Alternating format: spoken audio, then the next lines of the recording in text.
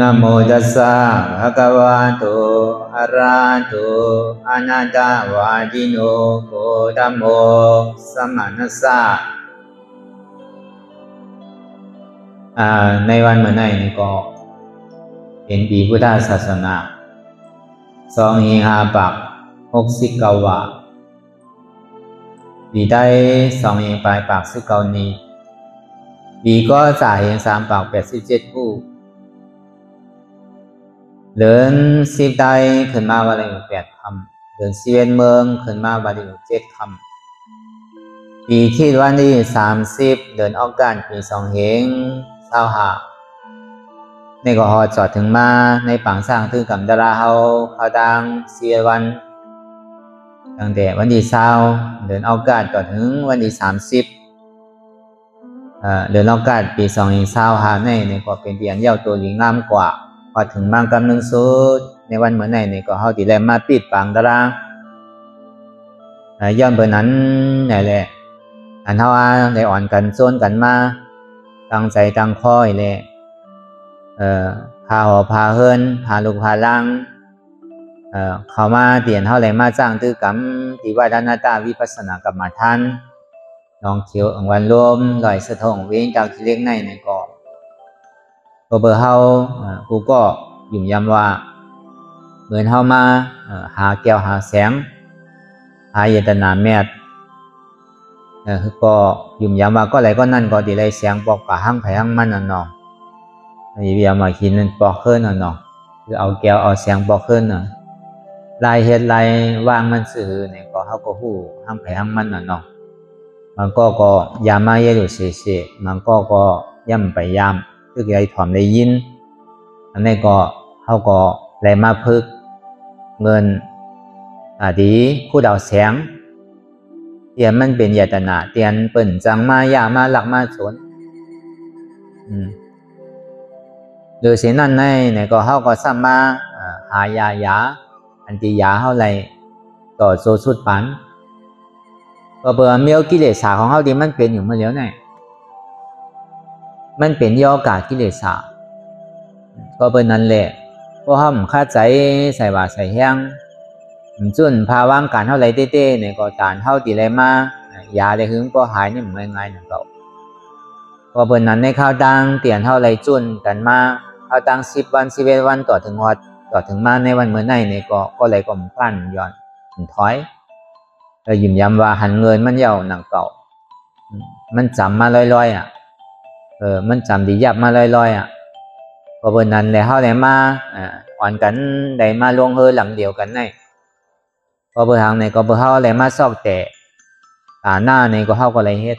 ได้เฮ็ดเตเฮ็ดหน้าตาหน้านี่มันจะเฮ็ดวัน2วันก็เดี๋ยวในตาหน้าปรมาตว่าในเตียนเฮาเลยหลู่เลยตันอันทาหาเปิงที่โอต่อไปตีนั่นหลู่ต้านบรรพราตราสังขารวันไหล4ปอกในตาหน้าในได้มีไผมาขึ้นไรมีไผมาแตกไรหรือสินั่นกาเนี่ยก็เฮาก็เลยเฮ็ดเจ้าตาหน้าเขาซ้อมพักซ้อมซึ่งเฮาก็เลยกินเลยซุ่งซ้อมเย้าเขียนดีไรเปิ้นมาจ้างตื้อกำดารานั่นเนี่ยก็เลยกินเลยซุ่งซ้อมเฮาเลยหลู่ก็คือเนี่ยก็คือเฮามีใจเสดนะมีใจห่มจมจอมเฮาเปลี่ยนไรเนี่ยก็เฮาก็ซ้ำห่มจมจอมเปิ้นเตรียมไปอยู่เปิ้นเลยอยู่ไรต้านเตะอันนี้พอเฮามีใจห่มจมจอมเปิ้นเนี่ยก็แต่ว่าเป็นพรมีหนังเก่าว่ะการนั้นห่มจมเนี่ยมันมีเงินมีคำเสียด้านเนี่ยก็มันมีศาสนาศักดิ์สิทธิ์มันไว้เหมือนหนังนางผีเตียนอยู่ในเมืองผีตาว่าติงสารนั่น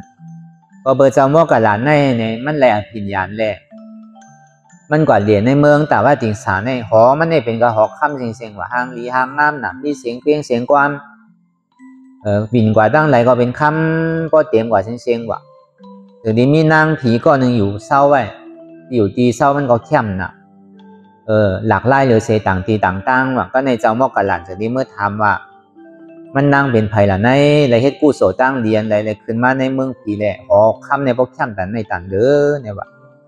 อาคาน้ำไทยลาดีไอเนี่ยว่าเฮียงหลาเนี่ยพวกมันลาดในพื้นที่หู้ก็มันใจเนี่ย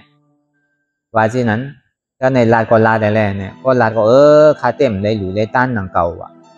ก็เบอร์นางวิสาขาในเนี่ยมันเลยดูมาดูวัดว่าภาเสือออกมาบุกผายงนั่นก็เบอร์ขาหันมันดูขาเนี่ยขาหันมันเลยดูไรต้านเนี่ยขาพ่อจมนะพ่อเมืองหนังโตขาเลยดูว่ามันมีใส่สวมจมเดือเปิ้นนั่นนะหันเปิ้นเลยดูไรต้านเนี่ยก็หันเปิ้นมีเงินดูเงินตันหันเปิ้นเลยจ้างตื้อกำตราเนี่ยก็ผมจอมเปิ้นขอให้เปิ้นผมจอมเปิ้นน่ะพ่อเมืองหนังโตเจ้าเก่าเนี่ยเป็นก้นดูว่าถึงเมื่อมันตายมาเนี่ยก็เป็นนางผีว่ะหอพ่อกับปุ๊กไว้ตังไว้ว่านั่นบาทนึงก็มันดูนั่นเหมือนหนังโหมโจมกันนั่นเนาะมีเงินดูหนังเก่าอันนี้ก็เหมือนนั่นหนังเก่าอันเท่าอะไรมาอ่อนกันสร้างตื้อกำดาราเนี่ยก็การตาหน้าเนี่ยก็ที่ว่านำก็เกี่เขาก็ดูอยู่ห้างไผ่ห้างมันอ่ะ10 10 20 100 200 1,000 2,000อันนี้เรียกว่าตาหน้าเขาก็เลยดูเลยต้านซ้อมเปิ้น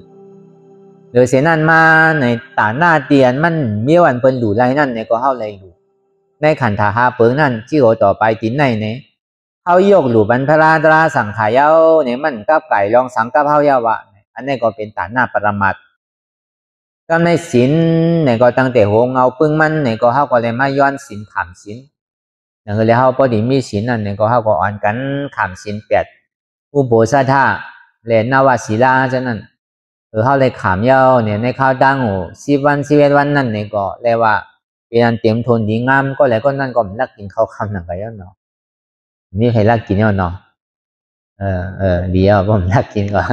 รักกินเอาโกศินมันหักกันเนาะโกศินมันเต็มอ่ะบางก็ได้คำเฮ็ดไรว่ะบางก็คำเฮ็ดไรมีห้องเขานี่ก็จังว่าเขาสินหาก็มีอยู่กอง2ก็เพื่อก็อย่าไปเยิงกันน่ะนั่นเปิ้นเป็นไรลงอันเท่าเป็นไรเนี่ยก็เท่ากับโหลเฮ็ดนั่นน่ะกำศีลเนี่ยมันมีอาโจน่ะกำครึ่งวันก็ยังมีอาโจก็เฮาไว้ใจดีๆงามๆเนี่ยนำตอนพรดีมันเนี่ยมันนำเฮากำศีลก็พอเฮาผมจมต้องเพิ่นเฮาว่าศีลานะศีลานุสติเนี่ยน่ะศีลานุสติเนี่ยเฮาคุกใจแล้วว่าอ๋อเฮาในยามนอนวัดนอนว่ากำศีลกำธรรมมาพอเฮาอยู่เฮือนเนี่ยอันใดใครเฮ็ดซื่อก็เฮ็ดใครกินซื่อก็กินใครกินสิ่งใดก็กินเมื่อเขามานางตลาเนี่ยเขามากำศีลกำธรรมเนี่ยที่เป็นไรว่าเป็นไรที่เฮ็ดไรไม่เฮ็ดไรเนี่ยเขายังเฮ็ดไรเนี่ยก็ซ้ำดีหมดซ้ำต้องไม่อยากเขาหนังเก่าเนี่ยพอเขาไว้ใจดีๆงามๆเนี่ยก็เป็นกู้ส่วนนะว่าซ้ำวันโน้นเนี่ยบางปอกเพิ่นกันนอนวัดเนี่ยนอนคืนหนึ่งได้น่ะเนาะนอนคืนหนึ่งได้น่ะบางปอกย่ำจังย้อนก่อนน่ะศีลเนี่ยอันเขาอยู่วันน้องหน้าปางนั่นพอเบอร์มันเป็นข้าวการซึกการเสือก็ห้างมันเนี่ยแหละตีกับย้อนศีลเนี่ยมันจังย้อนนะว่ะก็เปิ้นซ้ำหนดตัวหน้าตัวโวตัวกายว่ะตัวเต็มมาว่าเนี่ยก็บอกได้ว่ามันจังเอาศีลเนี่ยก็เปิ้นว่าพอเอาเต้เนี่ยก็ซ้ำจังปอกะเฮือนนั่นน่ะมันง่ายๆหนังเก่าอีเซลายเหมือนเท่ากว่าเมื่อซึ่งเท่ากับเปิดปังตะลาตีเมืองลังตีเสียงตุงนั่นกว่าดีเจ้าเฮาดีเวนลองสังฆาในยากาในเมืองลังนั่นเนี่ยเจ้าเขามาเปิดปังตะลาก็พาเขาผมส้มเต้อันเปิ้นนี่มีวาสนาเลยมาเฮ็ดเนี่ยนับต่อคาเจ้านี่ว่าก็เปิ้นสังในอย่าไปว่าสังเตือในว่าเต้ๆก็ตาเดียวมาเอาศีลในว่าเนี่ยย่ำเป็นไรว่าก็เฮาดีกันนี่เขาซ้ำว่าได้หนังกาวคาเจ้าเนี่ยว่าก็เปิ้นสังก็เปิ้นว่าลูกเขาก็มีหลานเขาก็มีว่าเปิ้นอ่อนกันไกให้การเมืองไทยเสียงๆว่าซ้ำที่กาคนเฒ่ากันน่ะอยู่เฮือนเนาะซ้ำปล่อยคือดุกนั่นเลี้ยงวัวเลี้ยงไก่กันน่ะอันแต่กาเขาอยู่วันนอกหน้าปางก็ที่ผู้รู้นอกคนเฮ็ดไห้เฮ็ดนาเนี่ยก็เปิ้นนั้นเนี่ยก็สัมพันธ์ที่นั้นเด้บางพวกก็ว่าวัวเขาสนวัวเป็นนกเป็นสังเขาให้เขาสนเขาหน้าเนี่ยก็เขาซ้ำโหนเฮมันมีภัยน่ะมีกล้อง2ก้อก็ลงจังเฮ็ดถือคาเขาก็ต้องป่านก็จังเฮ็ดเสือก็เบิ่มมีก้นเฮินไปเฮินคาเขาบางพวกเนี่ยเขาชอบยังดูก่อนว่าเขาลืมแน่ในบาดเต้ๆเนี่ยยังเขาชอบยังดูว่าบางพวกลืมส่งเขาซ้อมก็เบอร์เขากลุ่มกันไม่ใจลองเฮ็ดไทยเฮ็ดหน้าเขาเนี่ยมันก็ง่ายๆหนังก่อนนอแต่ดีมากกรรมสินก็ได้เป็นอันหยาบเตี้ยๆแต่เขาว่ามันสั่นเป็นที่นั้นเต้เมื่อเรียวบุญเจ้านี่มันหาหยาบน่ะหาเงินหาคำเนี่ยหาง่ายอยู่ว่ะเพราะหมอหาได้เพราะเขากันในขาดคำก็เลยว่ะเงินเนี่ยเพราะหมอซื้อหมอขายเนี่ยเพื่อการหาบุญเจ้านี่มันหาหยาบนะว่ะเพราะเลยจางไปว่ะเนี่ยบุญเจ้าเนี่ยเหมือนหนังมีออกเขามีออกเกียงเขาหูแล้วนั่นมีออกเกียงคำเขานั่นตั้งเมืองแหลมตั้ง12 ปันนาเนี่ยเลยจางหมุนเจ้าไปจ้องเลยจ้างหมุนจ้างวันไหนก็คือ เดินอะไรก็คืออะไรจางอันนั้นมันก็เขาขี้ข้านอยู่ตั้งแต่เขาเมื่ออยู่ที่12 ปันนาเนี่ยเขาจะไรเงินกาจางนะตู้ปีพาปีเขาตั้งก็ดอกตั้งหลายตีเนาะเบอร์เหลียวในเบิ่นปันอยู่แล้วก็มีวัดเขนเนาะเบิ่นปันอยู่เบิ่นดื้อปอกหมดแล้วมันเหลียวเนี่ยพอมีพาสปอร์ตได้ไรอยู่เย้าก้นขามได้ก็ไรอยู่มันง่ายๆนังเก่าว่าในตาที่หันวนเจ้าสั่งเจ้าจ้างในก็เลยมาหันเจ้าสั่งเจ้าจ้างผู้มีศีลมีธรรมในแค่นี้ไวลีชาอันนั้นได้เป็นจ้างในเป็นจ้างโยหนังเก่านะเงินก็ปันทางไปลามาเนี่ยก็โดดซักโดดเสื่อนรีบปันทางสั่งถูกมาเนี่ยฮะปียาก็แบบมันใจเราไปทำต้านบันทางก่อนเอาทางที่น้ำส้มน้ำหวานเหมือนนั่นอันนี้มันง่ายๆอย่างเก่าเนาะแต่ที่มีศีลเนี่ยเฮ็ดก่อนเฮ็ดมาเนี่ยอย่าไปว่าโกนที่มีศีลนะวุ้นเจ้าว่ามีศีลก่อนจ่องว่ามันง่ายๆนะเขาเลยมาเฮ็ดก่อนกันเหตุการณ์ตะล่าในตอนของศีล5ศีล8ก็เนี่ยก็เป็นอโภตันได้ๆเขาเฮ็ดเป็น10 วัน11 วันเนี่ยง่ายๆนะทำศีลเนี่ยเป็นอันคือเลือกอันแคมได้อันนี้ก็เป็นน้ำแม่เท่าเยาตะกาวเขาอันเท่าเลยมาอยู่ที่ในเศร้าที่ในอันเท่าเลยดูก็ว่าเต็มทนจังเฮ็ดถือแล้วเนาะเพราะในใจตะกาวเขาแต่บ่มีใครยกหลุมมันเหลียวมันหมดเนาะมันมีน่ะเนาะก็ได้ลูกปันจ่ายก็แล้วเนาะป้อมเฮ็ดก็ซ้ำไรโหมมากกว่าหางแห้งนั่นน่ะเนาะอันก็ทุกข้าได้รู้ว่าเท่าเนาะโอดอยากโอตุกได้แล้วป้อมมาหันก็พูดแล้วในบนถังว่าเปียวเป็นบุญเจ้าแน่ก็ได้อย่าไปกล่าวว่าป้อมเมื่อข้านมาเนี่ยป้อมเมื่อข้านให้การกับเป็นบุญเจ้าแหละเนี่ยเพราะว่าเพราะใครว่าเช่นนั้นลืมมาดีจ้องเขาตัวเขาดีขำมั่วมันก็ใกล้วันนะเพราะว่าขี้ข้านเหตุการณ์ก็เพราะเท่ามันจังเฮ็ดอย่างก็มาบวชเป็นบุญเจ้าจ้างไปวัดตัวเยาว์เขาถามว่ามันกินง่ายนั่นน่ะเป็นบุญเจ้าเนี่ยที่เฮาได้มันเป็นสิ่งนั้นนังเก่าเพราะมาอยู่ที่เฮาได้มันง่ายป้อมมีศีลมีธรรมก็ยุ่มไล่ป้อมจ้างตื้อกำดล่าก็ยุ่มไล่ก็เบอร์นั้นนะเฮาก็เลือกก้นดีนั่นน่ะไอ้ใหญ่ๆแต่เฮาหลบพึกก้นก้นเนี่ยมันนำหมดเสตาเนี่ยก็เพราะมันมีศีลมีธรรมก่อมทุลังมีอาโจสังเฮากับหวานเจอหวานพันเนี่ยก็ตามมันติขึ้นมากกว่าขึ้นง่ายๆเจอพันเฮาดีอยู่เสตาเนี่ยก็เพราะเฮากับหวานญาติหน้ามันดีก็มันขึ้นไรเขาก็มันมักไรเพราะเขากับญาหวานญาติหน้าดีนั่นเนี่ยก็มันขึ้นไว้อยู่ไรเลยเขาก็หลุดเลยหมอดูหมอตัวนั่นน่ะจองว่าตัวเขาก็เลยโทษไรญาไรมาหูมาหันไรมาจ้างมาตื้อกำตาหน้าเขาก็ไรสินศีลาเนี่ยก็เขาก็เลยจ้างตื้อกำภาวนานั่นเนี่ยก่อนเขาเลยมาจ้างกูวันเนี่ยบางปอกเพราะเขาลืมว่นเป็นอนัตตากว่าเนี่ยก็มันเป็นสมถะไล่เหลียวน่ะเป็นสมาธิไล่เหลียวมันก็ยังเป็นกุศลนังเก่าอันเฮาเฮ็ดให้เฮาโตนิ่มใจนิ่ม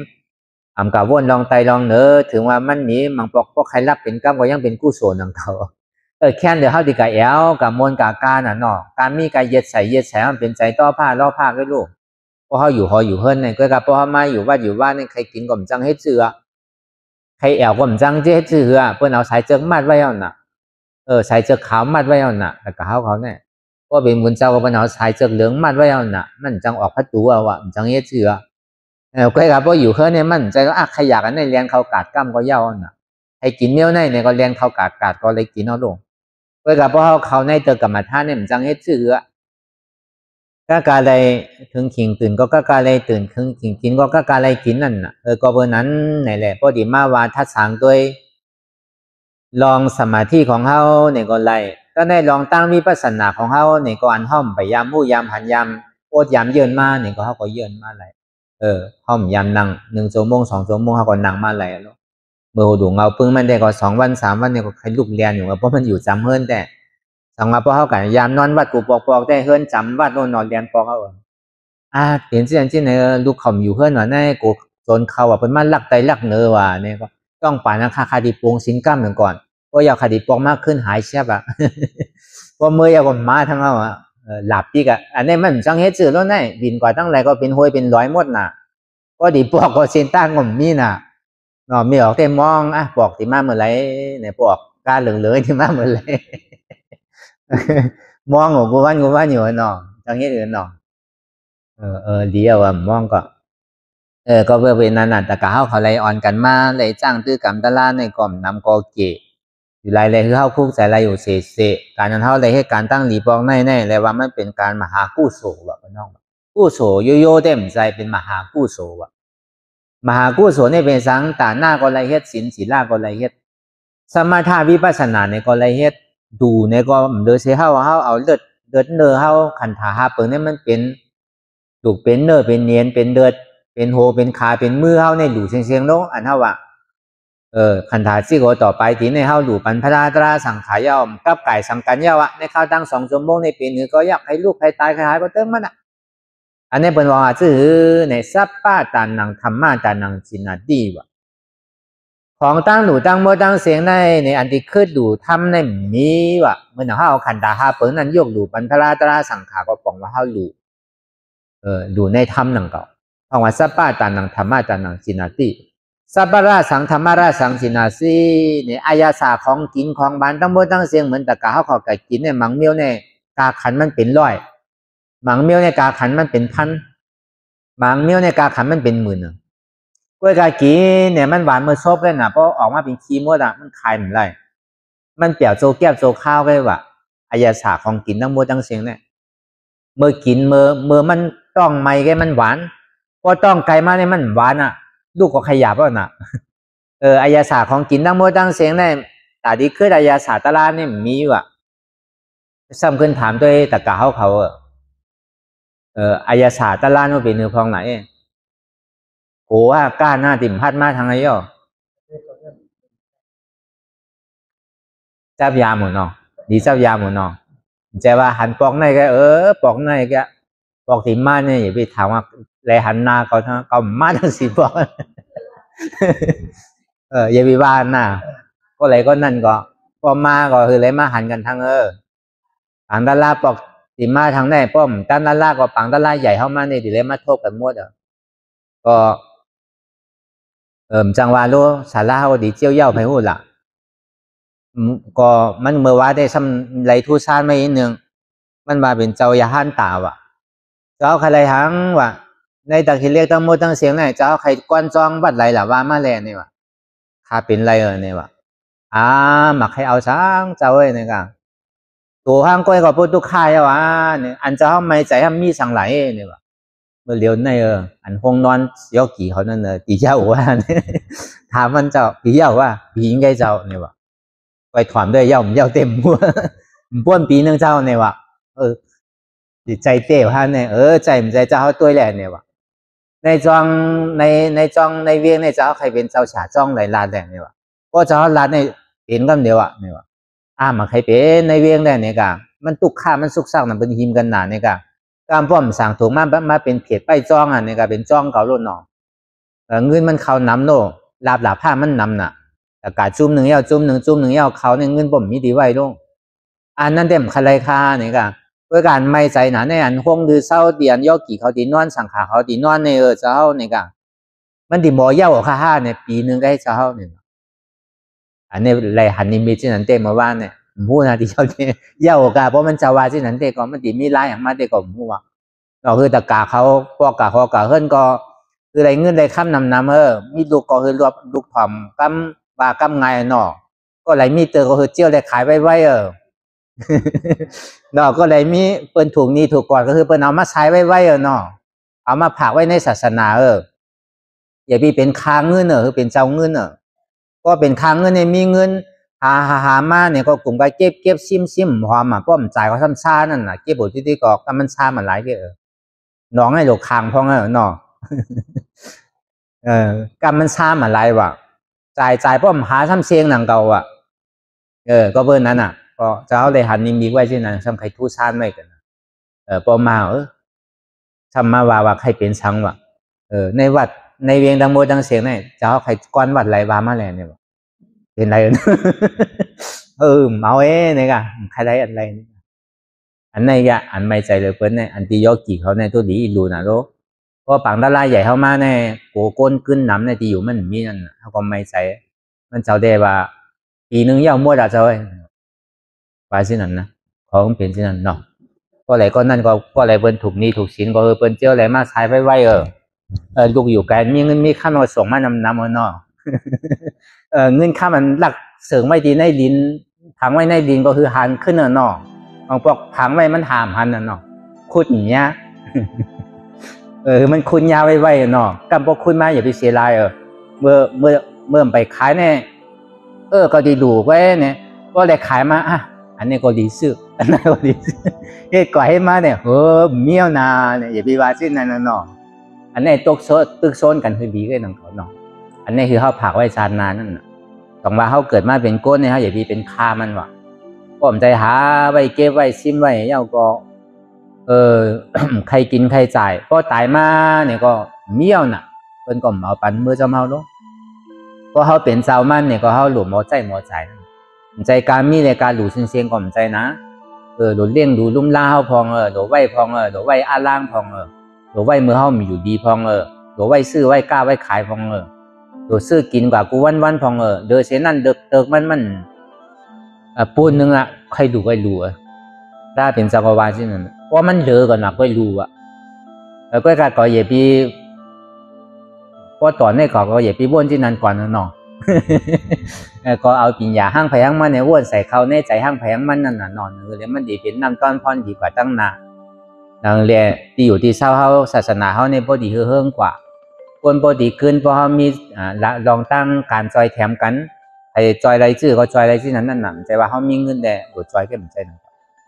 เขามีแหงแต่ที่เฮ็ดมาจ้างตื้อกำตราเนี่ยก็เขาก็มาเนี่ยก็จอยนั่นก็มันแต่กาเขามาเป็นมาดูมาต้านเนี่ยก็เตียมันล้วนมันเหลือกว่ามันเหลือคือเนี่ยก็เขาก็ซ้ำขึ้นสืบเพชรว่าที่นั่นมันหนักแต่เขาหันเนี่ยเขาก็ซ้ำแรงกว่ากูบอกนั่นน่ะเงินมันเหลือคือมีซื้อเขาติดเลยเฮ็ดซื้อใส่ซื้อกว่า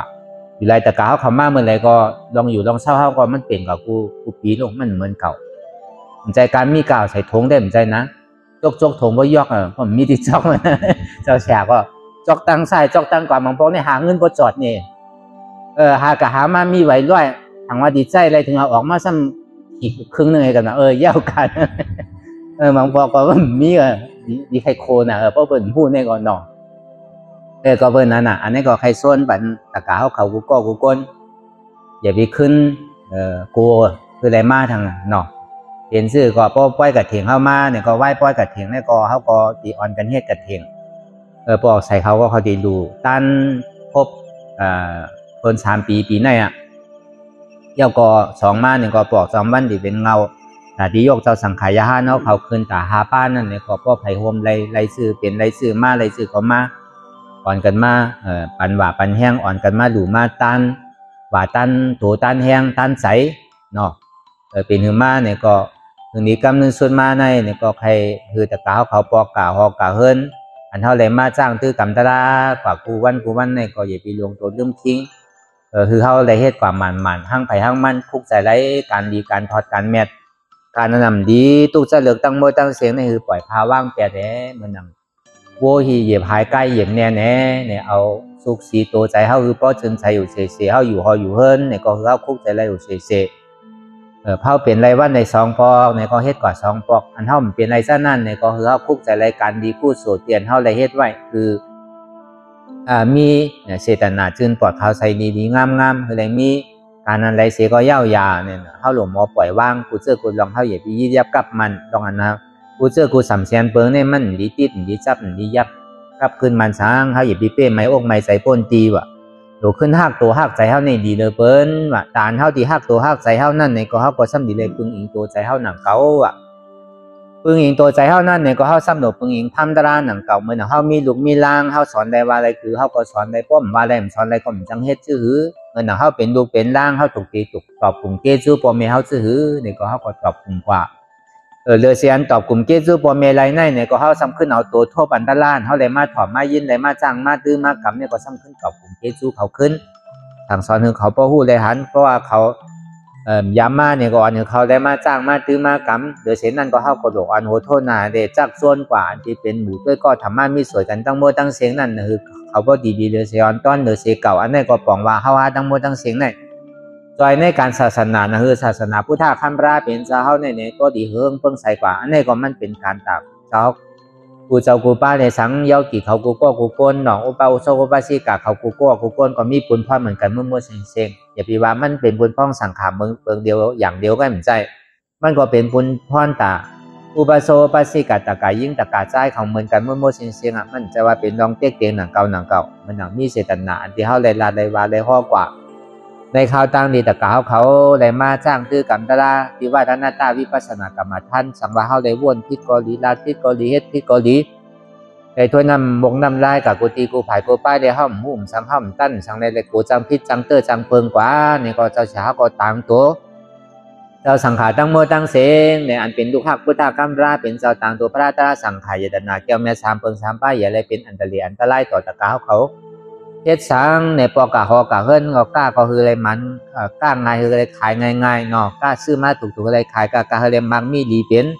นานกลางใจใครเป็นใครมีนั่นอันที่ตัวเจ้าเก่าใครมุงมองสุตังสังเสมว่า